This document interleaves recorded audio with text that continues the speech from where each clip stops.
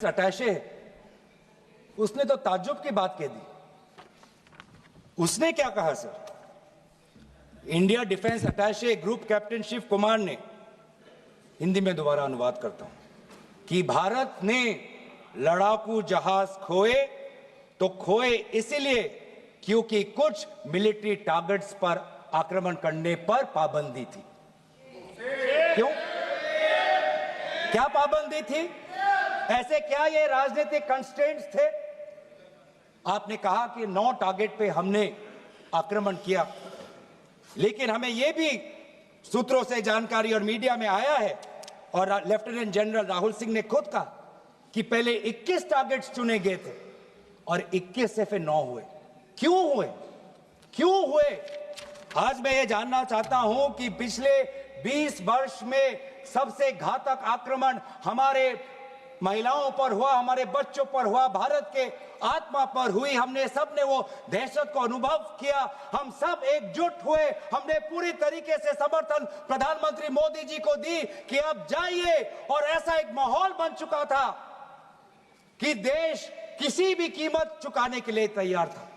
पूरा देश प्रधानमंत्री मोदी जी के साथ था, विपक्ष प्रधानमंत्री मोदी जी के साथ था, और अचानक 10 मई के दिन पे हमारे राष्ट्रदूत कहते हैं कि हम पाकिस्तान पर हमला करेंगे, और शाम के 10 मई को सूचना आती है कि पाकिस्तान के साथ अब युद्ध पर हम परिणाम दे रहे हैं, सीज फायर हो गया। क्यों हुआ? हम आदरणीय प्रधानमंत्री मोदी जी से जानना चाहते थे, अगर पाकिस्तान वाकई में अपने घुटने टिकने के लिए तैयार था तो आपने क्यों रुका?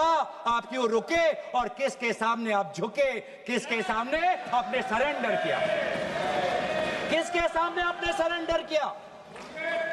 वो अमेरिका के राष्ट्रपति जो 26 बार आज कह चुके हैं कि व्यापार को लेकर उन्होंने भारत और पाकिस्तान को सतर्क किया और दोनों को मजबूर किया कि वो इस जंग को छोड़े।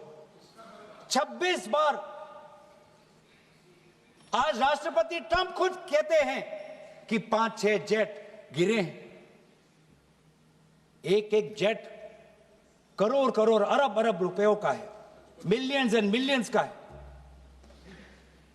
इसलिए हम जानना चाहते हैं, आज हमें स्पष्ट रूप से आदरणीय राजनाथ सिंह जी बताएं, देश पर विश्वास करें, देश में वो साहस है सच्चाई सुनने की। आज आप बताएं कितने लड़ाकू जहाज गिरे? हमारे में वो साहस है, क्योंकि ये सूचना, ये सच्चाई सिर्फ देश के नागरिकों के लिए नहीं, ये सूचना, ये सच्चाई हमें देश के जवानों को भी देना है। आज उनसे भी झूठ कहा जा रहा है, उनके बीच में भी भ्रम फैलाया जा रहा है। हम उनकी जो सच्चाई है आज हम सदन के अंदर लाना चाहते हैं। और सर, बात में आती है विदेश नीति की।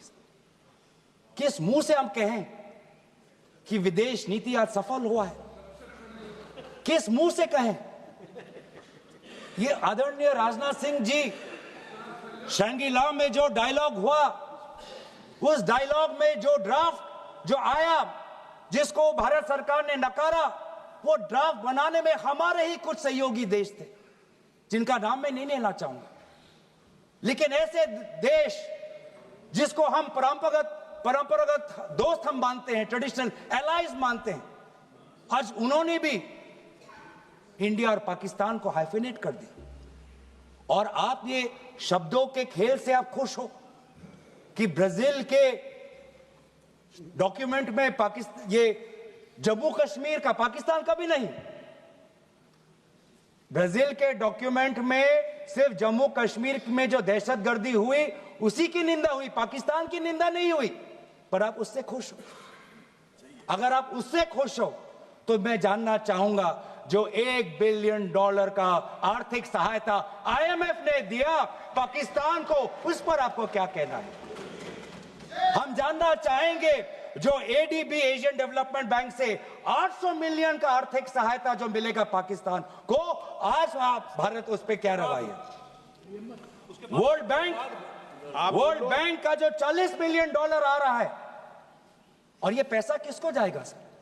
पाकिस्तान कि नेतृत्व उनकी जनता या उनकी चुनी हुई सरकार नहीं, पाकिस्तान की सरकार का जो रिमोट कंट्रोल है वो पाकिस्तान की सेना के पास है। तो ये सारा पैसा वहीं जाएगा जहां पर हमने मिसाइल गिराई। तो क्या इतना भी हम नहीं कर पाए? क्या इतना भी ताकत नहीं? क्या इतना भी विश्व गुरु में लोगों का विश्वास नहीं, देश अंतर्राष्ट्रीय नेताओं का विश्वास नहीं कि आईएमएफ का एड ना जाए पाकिस्तान के पास, वर्ल्ड बैंक का एड ना जाए पाकिस्तान के पास, एडीबी का एड ना जाए पाकिस्तान के पास? आप में इतना भी ताकत नहीं कि एक देश ने पाकिस्तान को टेरर स्टेट का दर्जा नहीं दिया। एक देश ने आज FATF financial action task force में, जिससे बहुत नियंत्रण पाकिस्तान पे पड़ती थी, आज उससे वो 2022 में निकल आई ग्रे लिस्ट में। क्या वो डालेंगे? तो इसीलिए आज हम ये मांग करते हैं कि सरकार अब डरिए मत, सच्चाई से डरिए मत। उस दिन भी देश सरकार के साथ दहशतगर्दी के खिलाफ खड़ा था, विपक्षी दल सरकार के साथ खड़े हैं, और आज भी दहशतगर्दी के खिलाफ सच्चाई के पक्ष में देश और विपक्ष आज सरकार के साथ। आप हमें अपना दुश्मन ना समझे, हम सरकार के दुश्मन नहीं हैं। हम अपने देश के पक्ष में बोल रहे हैं, जवानों के पक्ष में बोल रहे हैं, पर आप हमें कृपया सच्चाई देने का हमें वो सम्मान दीजिए। सच्चाई सुनने का अधिकार हमारा है, और जितने बार आप झूठ और भ्रम फैलाएंगे, हम उतनी बार आपको पूछते जाएंगे कि आपने क्या किया। और इसीलिए आज मैं खड़ा हूं। अपेक्षा बहुत की थी कि पहलगाम का उजागर होगा, आदरणीय गृह मंत्री नैतिक जिम्मेवारी लेंगे, राष्ट्रीय सुरक्षा सलाहकार नैतिक जिम्मेवारी लेंगे, और प्रधानमंत्री मोदी जी कहेंगे क्यों उन्होंने ऑपरेशन सिंदूर, जो अंतिम अंजाम था, हमें तो मीडिया में सुनते हुए ऐसा लगा कि हम कराची में उठेंगे।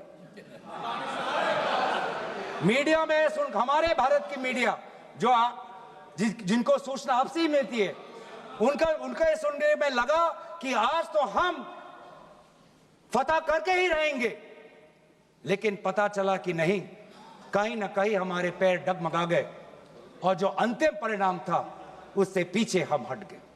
हमें पीछे नहीं हटना, हमें आगे बढ़ना है, सच्चाई के साथ, लोकतंत्र के पक्ष में। इन्हीं बातों के साथ मैं अपना पक्ष समाप्त करता हूं। धन्यवाद। जय हिंद।